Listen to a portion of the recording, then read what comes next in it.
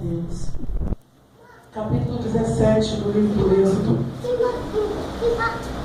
é um texto que nós vamos observar que após as providências que Deus havia mandado para Israel, esse livro do Êxodo é um livro que relatando boa parte da história do povo hebreu.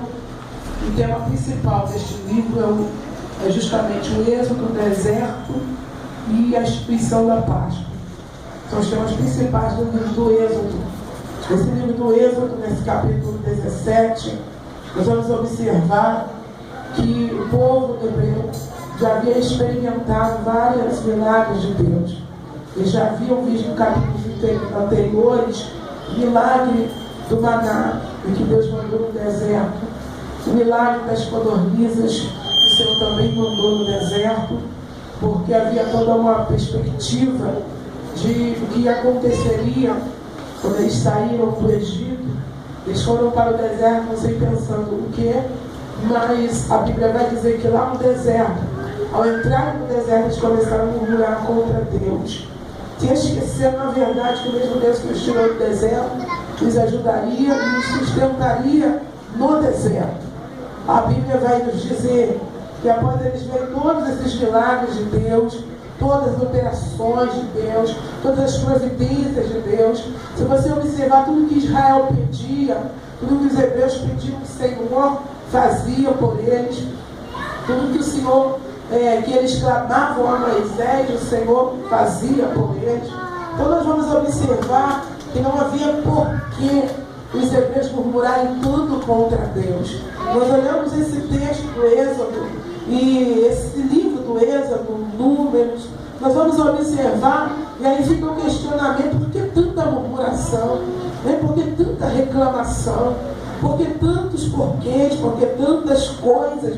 Esse povo entristecia a Deus assim de graça.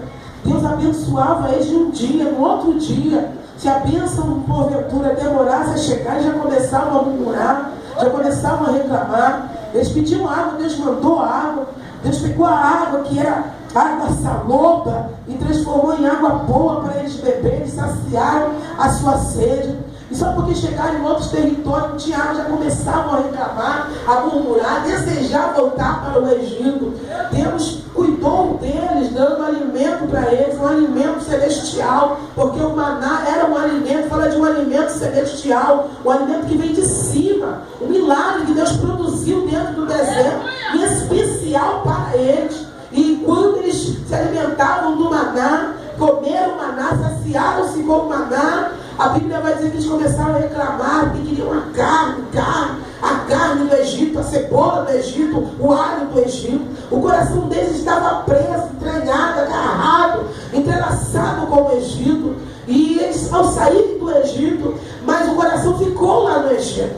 Eles saem de lá, mas o coração está lá. Porque eles queriam fazer o Egito dentro do deserto. E não foi para isso que Deus os levou para o deserto. Deus os levou para o deserto para uma novidade de vida, para um diferencial de vida. E agora nós vamos ver neste capítulo 17, uma vez mais, irmãos, a murmuração após Deus trazer as codornizas. Porque, na verdade, as codornizas não foi uma vontade de Deus, foi uma permissão de Deus devido a tanta murmuração do povo. Eles murmuraram, e Deus mandou as codornizas para ele. Olha a responsabilidade que Deus tinha com aquele povo. Deus estava às vezes tão cansado, tanta murmuração, que uma vez Deus disse para Moisés: Moisés, eu vou matar esse povo, Moisés, e de você eu vou fazer outra nação. Moisés intercede pelo povo, e Deus então volta atrás da sua palavra com a sua misericórdia pelo povo de Israel. Esse povo era um povo de dura serviço, era um povo difícil, irmão, de se lidar. Aleluia! A Bíblia vai dizer nesse capítulo, então, depois desse milagre das codornizas, a Bíblia vai nos dizer que eles entram nesse capítulo 17, e depois de tantas providências e de tantos milagres, novamente eles entraram no território. Nesse território era o território de Refidim. Refidim, segundo o texto, segundo a história, era um território abençoador, Era um território que o seu nome significava descanso. Na verdade, ou deveria significar descanso. Deus os levou para um oásis, para um lugar, segundo a história, de quilômetros de arvoredos dentro do deserto. Deus os leva para ali para descansar, para ter um repouso. Aleluia! E a Bíblia vai nos dizer que quando eles chegam ali, e eles veem que não tinha água, porque havia uma esperança no coração deles, porque segundo a história, Refidim era a última parada antes do Sinai. A história vai nos dizer que eles estavam agora em Refidim e esperavam em Refidim águas boas e frescas para se beber. Por quê? Porque segundo a geografia ali de Refidim, ao redor havia montes. E esses montes, segundo a história, a neve que vinha sobre os montes, derretia dos montes.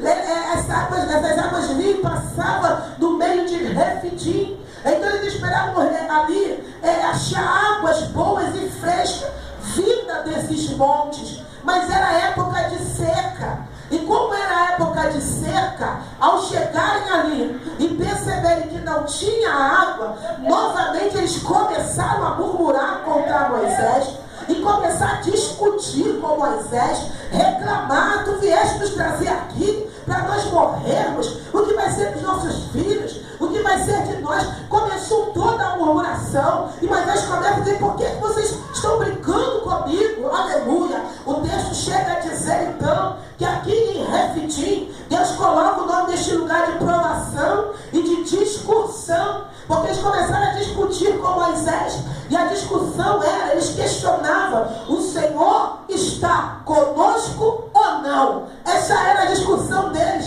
E aí, Moisés, Deus está conosco ou não está conosco? Só porque não tinha água para eles beberem, sendo que, aleluia, épocas anteriores, Deus já havia feito brotar água não de rocha, Deus já havia transformado águas salobras em águas boas. Por que tanta reclamação? Quando eu observo o povo de Israel, os nossos dias não é muito diferente, não. As pessoas hoje têm um espírito de murmuração, reclama de tudo. Qualquer coisa que se faz não agrada, não está bom.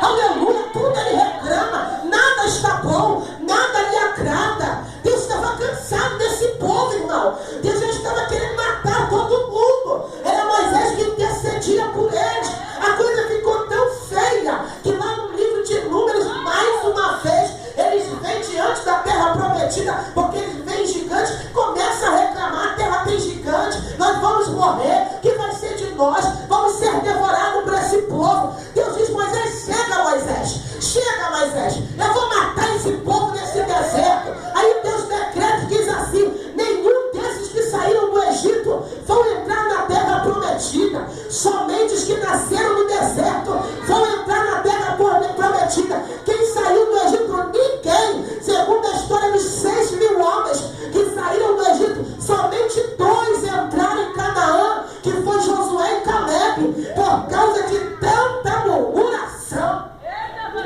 Eu aprendo uma murmuração, ela arrebenta com a nossa vida. Porque quando eu murmuro, eu estou dizendo que eu não confio em Deus. Quando eu murmuro, eu estou dizendo que Ele é infiel. E era o que esse povo fazia com tanta murmuração. Estavam dizendo: Deus não é comigo. Estavam dizendo: Deus não é comigo. Deus não nos abençoa. Eles estavam reclamando de tudo, de tudo, de tudo. E aqui em Refidim, então, a história vai nos dizer que passa-se esse período. Se você observar dentro do texto, você vai ver que Deus manda, aleluia, Moisés pegar a mesma vara que ele já havia usado anteriormente e usar ali e bater em uma rocha para sair água diante dos olhos dos hebreus. Uma coisa eu aprendo aqui, e aí mais à frente nós vamos entrar aqui no texto, aonde Amaleque, ele se levanta contra Israel. A Bíblia vai dizer que Moisés então bate naquela rocha e sai água para o povo, e o povo sacia a sua sede. Mais à frente o texto vai dizer, versículo de número 8 em diante, que Amaleque se levanta contra Israel. dizer a Josué: Josué, levanta homens valorosos para que esses homens, aleluia, se reúnam para pelejar contra Amaleque. O texto vai dizer que dentro dessa batalha, porque se nós entendermos uma coisa, as batalhas do povo de Israel, nem todas elas era de cunho físico, mas espiritual. Havia continuamente uma peleja, uma batalha espiritual contra esse povo. E essa batalha era para destruí-los. Essa batalha era para exterminá-los. Essas batalhas eram batalhas travadas primeiro no mundo espiritual e se refletia no mundo físico. Porque o diabo queria destruir esse povo. O diabo queria aniquilar o povo de Israel. Então, vezes por vezes, se levantavam batalhas contra esse povo. E uma vez mais se levanta Amaleque contra o povo de Israel. A Bíblia vai nos dizer que eles vêm nesta peleja. E segundo a história, os povos antigos, quando eles pelejavam,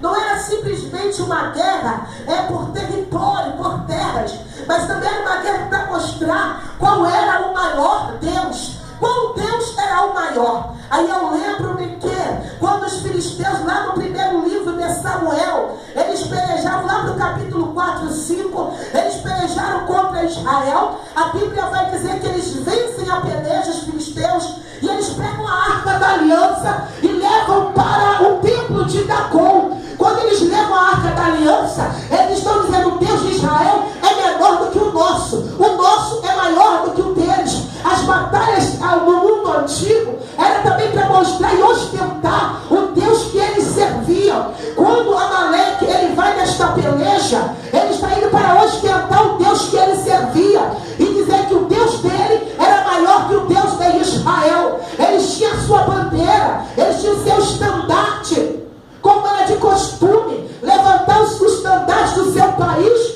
aleluia, e marchar contra o exército inimigo. Mas Israel não era uma nação ainda, com território marcado. Eles não tinham bandeira, eles não tinham estandarte, eles não tinham como mostrar, como ostentar a presença, aleluia, física de um Deus, porque eles achavam que o Deus de Israel também era um Deus palpável, era um Deus tangível, era um Deus visível, aleluia. Mas esse texto nos demonstra e mostra para nós que o nosso Deus é diferente. E Amaleque nesse dia ia conhecer o Deus de Israel. Ele vinha com a bandeira, ostentando o seu país, ostentando o seu Deus. E Israel, porque não tinha bandeira e não tinha, aleluia, essa questão da nação física, era taxado como qualquer povo, como um povinho excluído, aleluia. O povo desse mundo, quando olha para a igreja, eles acham que a igreja é um povinho excluído, é um povinho excluído da sociedade, é um povinho leigo, é um povinho que, aleluia, nem quer nem porquê. Mas eu aprendo uma coisa: a igreja não é um povinho excluído da sociedade, a igreja é instituição espiritual, e é a única instituição que tem poder e autoridade de repreender a obra do diabo. A igreja é a única instituição que ainda pode trazer uma melhora para essa sociedade. A sociedade quer excluir a igreja, aleluia. A sociedade quer abafar a igreja, a sociedade quer calar a voz da igreja, mas ele se esquece que a única voz profética é a voz da igreja. Se a igreja se cala, não tem voz profética. Se a igreja se cala, não tem milagre. Se a igreja se cala, não tem libertação. Se a igreja se cala, não tem salvação. Se a igreja se cala, não tem evangelho para ser pregado. Se a igreja se cala, o mundo cai no caos. Eles olham para a igreja e eles acham que a igreja é cheia de pessoas leigas, pessoas assim, povinho. Eu não queria ser tão besta. Isso aí. Eles acham que o povo da igreja é assim. Aí vem os políticos, aí vem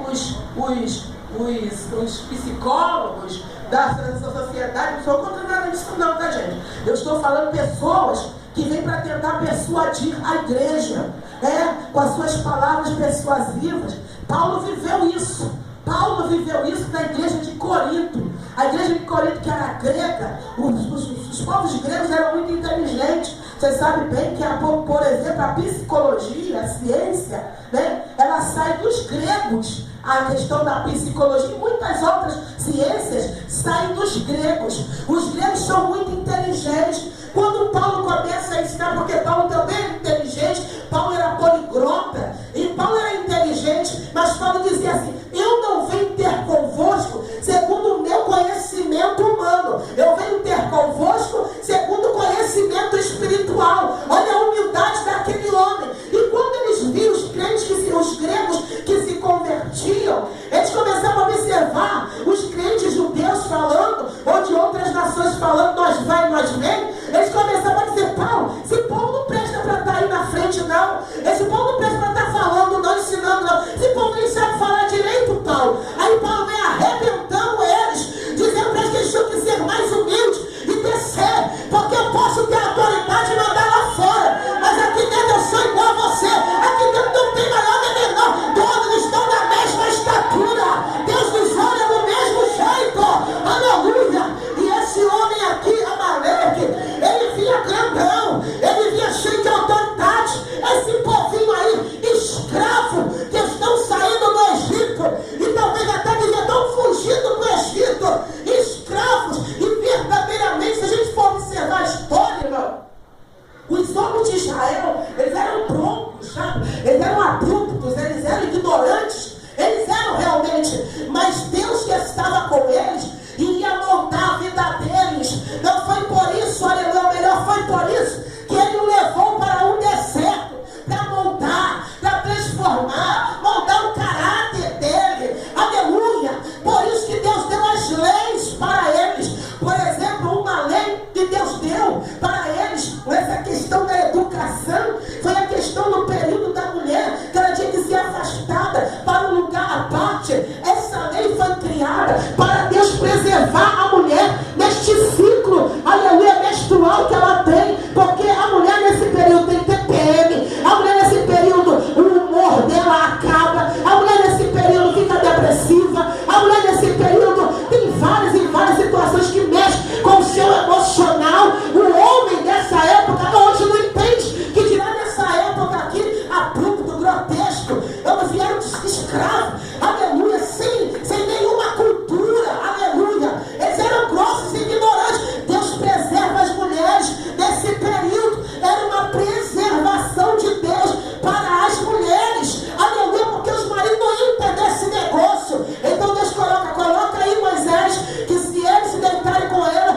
eles vão ficar imundos. Só assim eles iam entender que era errado. Mas a história vai dizer que no decorrer do século, eles mesmos judeus começaram, aleluia, a deturpar esta lei, a ponto da mulher nesse período não poder nem tocar em ninguém, não poder nem olhar em ninguém, ficava confinada no arraial chamado então arraial das imundas. Observe que Deus leva esse povo para o deserto para lhes ensinar, para lhes instruir, para dar leis para eles. Antes de Deus dar terra, Deus ia estabelecer leis para que quando eles tomassem posse da terra, eles colocassem, eles aplicassem as leis do país. E observe o que vai acontecer aqui. Amaleque vem cheio, aleluia, de autoridade, achando que esse povo não tinha um líder. Olhe para uma pessoa e diga assim: aleluia, a igreja tem um líder maior. Olhe para alguém, pegue na mão de uma pessoa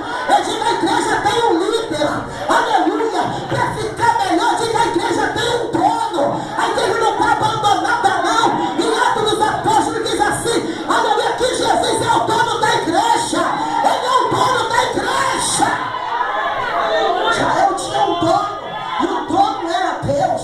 A Bíblia vai nos dizer, irmãos, que dentro da peleja que eles começaram a travar, diz um texto sagrado, aleluia, que lá vem ele com a sua bandeira, lá vem ele com o seu estandarte, e Moisés diz assim, aleluia, Josué, separa os homens, porque eu vou para o monte. Maleque vem com bandeira, Maleque vem com estandarte, e eu vou para o monte. Olha a estratégia de Moisés. Eles vêm por baixo, eu vou por cima. Ele vem com a autoridade de baixo, eu vou com a autoridade de cima. Ele vem com a força humana, eu vou com a força de Deus. Aleluia! Aleluia! Fica aí, Josué, com os olhos, porque eu vou para o monte. E não foi Moisés para o monte. Quando Moisés chega lá no monte, Moisés levanta a sua mão. E quando Moisés levanta a mão de Moisés, era o estandarte de Deus. Você pode entender isso? As mãos de Moisés erguidas eram o estandarte, era a bandeira que Deus estava levantando e dizendo: aleluia, aqui tem autoridade, a terra aqui tem dono. Aleluia! E nós estamos com eles. Moisés levanta as mãos e vem Amaleque. Vamos ver qual Deus é maior. Vamos ver qual Deus é maior. Deus gosta desse desafio. Vai para o monte. Quando ele levanta a mão, a Bíblia diz que Israel começa a vencer a guerra. Começa a vencer a guerra. E aonde Moisés começa a vencer a guerra, Moisés começa a se cansar. Deus, ele começa a baixar. Moisés não era mais um adolescente. Moisés aqui tinha mais de 80 anos. As mãos dele começam a baixar. O cansaço da caminhada, muitas das vezes, nos faz abaixar as mãos. Mãos erguidas à vitória. Então, se as mãos abaixam, sinal de que a derrota está vindo. Estava cansado. Como ninguém é ferro. E Moisés não era super-homem. Isso nos ensina que eu não caminho sozinho e não faço nada sozinho. Preciso de ajuda. Moisés está com as mãos erguidas. E você sabe, se você ficar com a mão muito tempo assim, começa a cansar. São dois cansaços aqui, da idade e de ficar com a mão, começa a dar cãibra. Moisés estava desse jeito. As cãibras da vida querem te fazer retroceder e parar. Mas nessa noite Deus, Ele envia socorro para a sua vida. As mãos erguidas. Então ele, a mão foi baixando, foi pesando. Arão e Luz estão ali observando.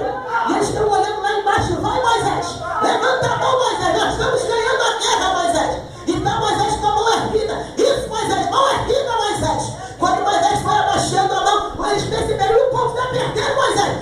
Pensa, irmãos. Se Arão e Lua não tivessem visão espiritual, eles iam dizer: Moisés, levanta a mão, Moisés. Então a mão de Moisés abaixando. Estamos perdendo, Moisés. Então as mãos de Moisés abaixando. Moisés, nós vamos perder. E se perdesse a guerra, ia colocar a culpa em Moisés. Foi culpa tua, Moisés. Por que tu não levantou as mãos, Moisés? Por que não permaneceu de pé, Moisés? É muito fácil criticar os outros, irmão. Eu quero ver se posicionar para ajudar. Arão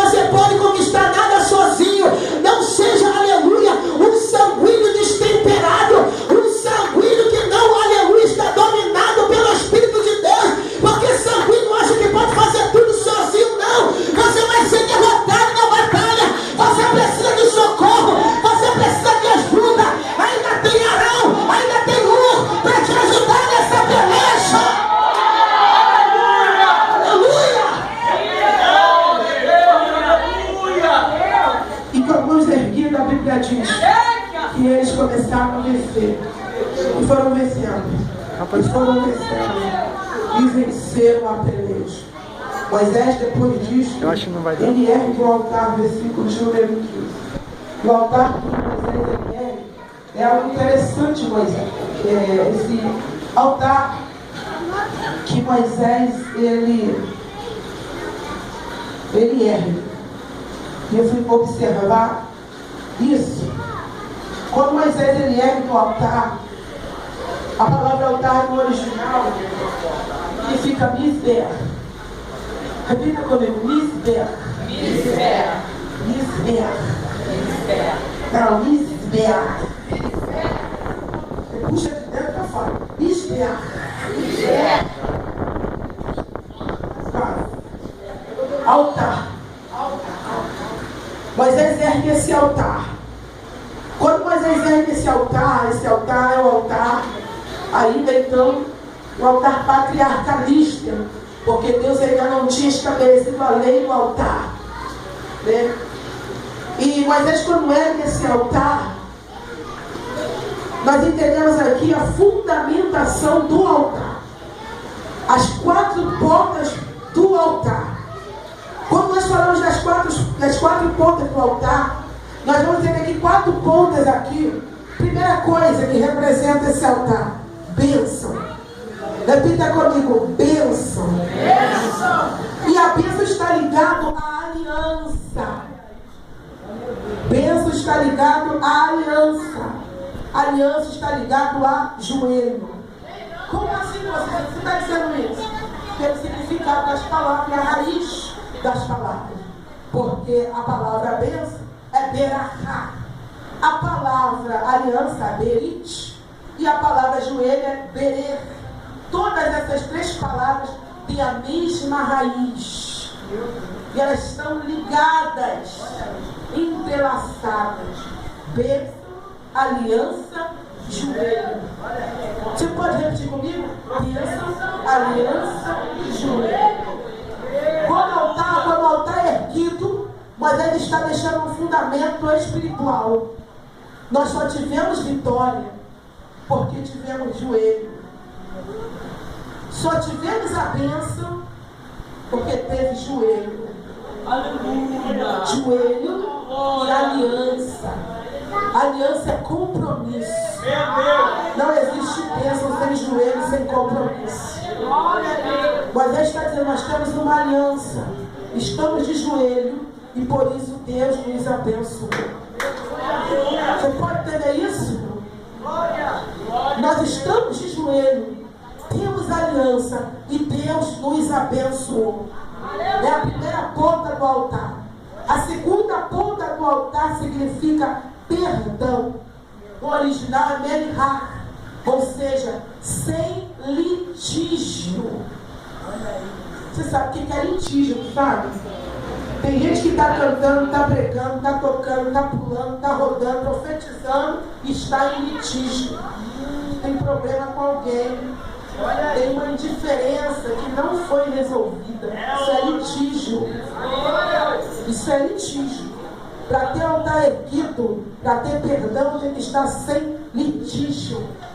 Porque uma das fundamentações do altar é justamente perdão. Mas só há perdão se não houver litígio.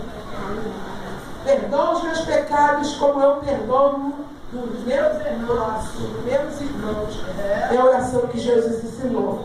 Se eu não te perdoo, eu não posso receber perdão. Se eu não recebo perdão, eu não tenho altar erguido.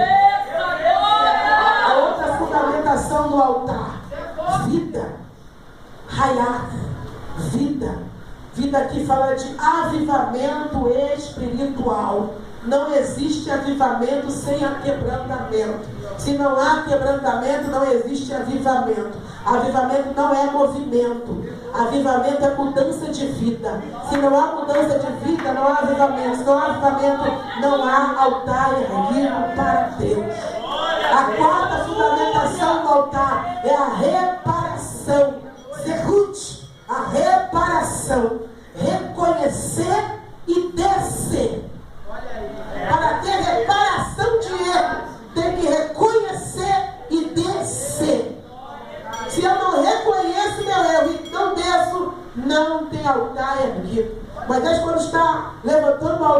dizendo exatamente isso. Deus nos deu vida, nós reparamos nossos erros, recebemos perdão, porque estamos de joelho, temos aliança e Deus nos abençoou.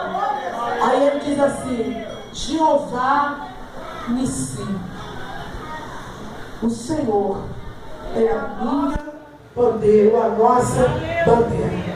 O estandarte, lembra do estandarte que ostentava o Deus que as nações serviam?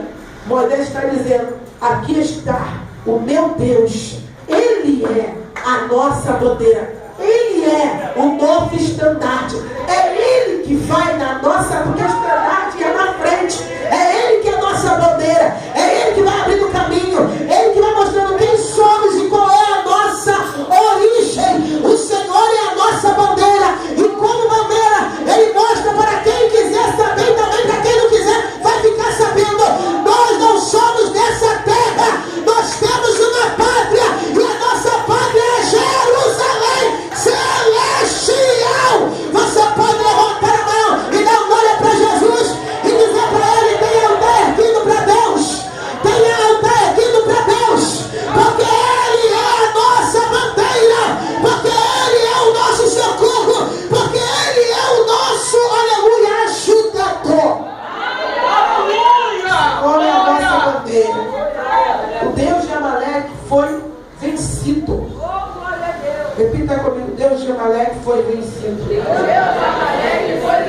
Pode ficar melhor, eu digo: Deus de Amaleque foi vencido. E a coisa ficou tão feia para Amaleque que Deus fez uma aliança com Israel, dizendo: a partir de hoje eu tenho uma contenda com a geração de Amaleque. Pronto. E quem é que vai modificar isso? Deus decretou: tem uma contenda com Amaleque. Por quê? Porque ele se levantou contra o meu povo sem causa. Quem se levanta contra o povo de Deus sem causa, pode ter certeza, está comprando guerra e contenda com Deus. Aleluia!